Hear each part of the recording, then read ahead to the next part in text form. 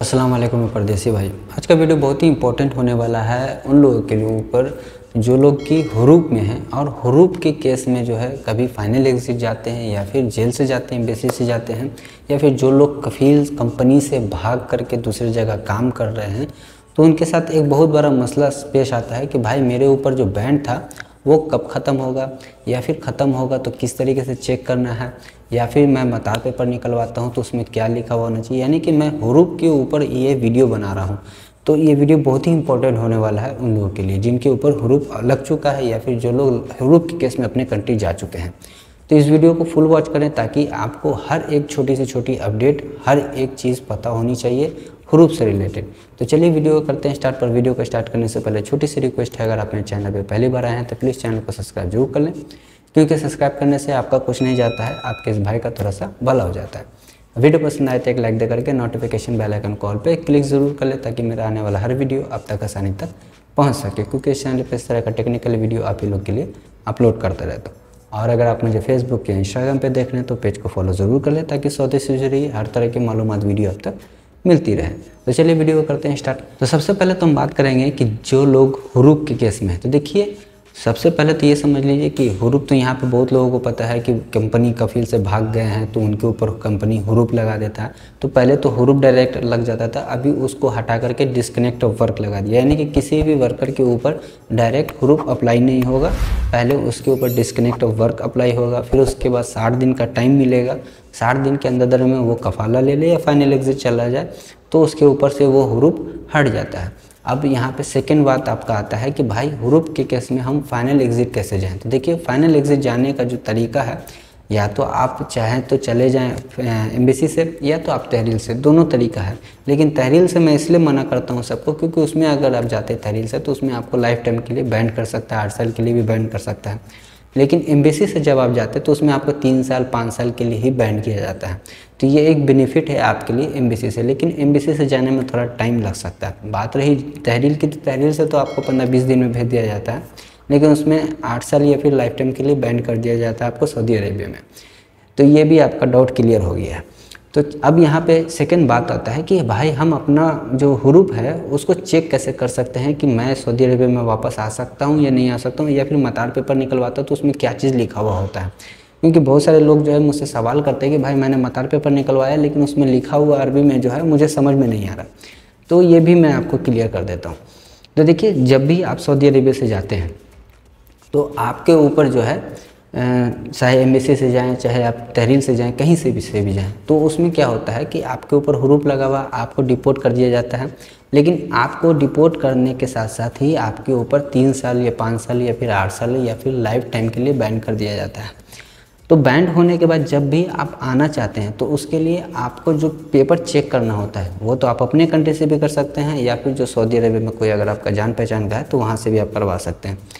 तो उस पेपर को नाम कहते हैं, यहाँ पे सऊदी अरेबिया में बहुत सारे लोग जानते हैं मेरे भाई लोग, मतार पेपर कहते हैं। और आपके कंट्री में अगर निकलवाना होगा तो उसको कहते हैं एयरपोर्ट कॉपी। ठीक है मेरे भाई लोग, तो ये भी आपका क्लियर हो गया।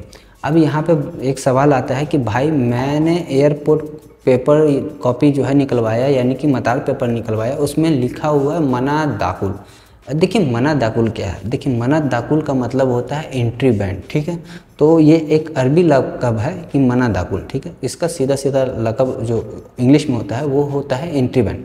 अब ये मना दाखुल लगता क्यों है? तो देखिए, मना दाखुल कभी भी कोई कफील आपके ऊपर नहीं लगाता है। जब भी आप एम्बेसी से या फिर तहरील से डिपोर्ट होकर के जाते हैं तो वो सिस्टम से ऑटोमेटिकली जबजात की तरफ से आपके ऊपर लगा दिया जाता है मना दाखुल।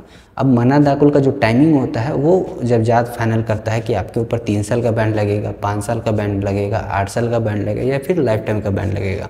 ये कफील नहीं लगाता है, ये जबजात की तरफ से लगाया जाता है।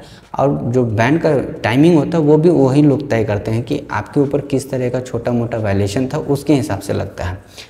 तो ये भी आपका क्लियर हो गया। अब बात यहाँ पे आते हैं कि भाई मैंने पेपर तो निकलवा लिया, उसमें मना दाखुल दिख रहा है, तो मना दाखुल जो है किस तरीके से हटेगा? तो देखिए, ये मना दाखुल जो होता है सिस्टम से कभी ज़िंदगी में आप लोगों का नहीं हटेगा। बहुत सारे लोग मेरे वीडियो में ये भी कमेंट करते हैं कि भाई हम तहरील में इतना पैसा देंगे, जबजात में इतना पैसा देंगे तो मेरा हुरूप हट जाएगा। ऐसा कुछ भी नहीं होगा। अगर एक बार आपके ऊपर हुरूप लग गया, आप चले गए, उसके बाद आपके ऊपर से हुरूप कभी भी नहीं हटेगा। हाँ, हुरूप हटेगा कब? जब आपका टाइमिंग ख़त्म हो जाए। मान के चलिए आपके ऊपर 5 साल के लिए बैंड है, तो 5 साल के लिए बाद ही आपका वो हटेगा। अब बात यहाँ पे अपने टॉपिक पे आते हैं, मना दाखुल पे। तो देखिए, मान के चलिए आपने एयरपोर्ट कॉपी निकलवाया, उसमें लिखा हुआ मना दाखुल। तो मना दाखुल कब हटेगा, यानी कि हुरूप का जो स्टेटस है वो कब हटेगा, बैंड कब हटेगा? तो मान के चलिए कि आपको जब भी आना है, ये एक आइडिया है, बहुत सारे लोग इसी चीज़ को फॉलो करते हैं कि जब भी आपको आना है, तो जिसकी मान के चलिए आप हुरूप के केस में गए हैं तो मिनिमम 3 साल का बैंड होता है।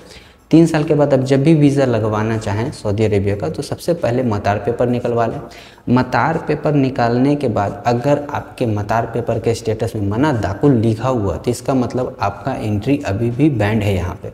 अगर आपका एंट्री बैंड है तो फिर आप नहीं आ सकते यहाँ पे। अगर आपका मना दाखुल नहीं लिखा हुआ है, ठीक है, तो फिर आप आ सकते हैं, इसका मुश्किल नहीं है। तो ये भी आपका डाउट क्लियर हो गया। अब मना दाखुल हटेगा कब? तो मना दाखुल हटेगा उसी टाइम जब आपका मान के चलिए 3 साल का बैंड था या 5 साल का बैंड था और आपका 3 साल या 5 साल कंप्लीट हो गया, तो मना दाखुल जो होता है, जो एंट्री बैंड होता है, वो ऑटोमेटिकली यहाँ के सिस्टम से हटा दिया जाता है, आपके ऊपर से बैंड हटा दिया जाता है।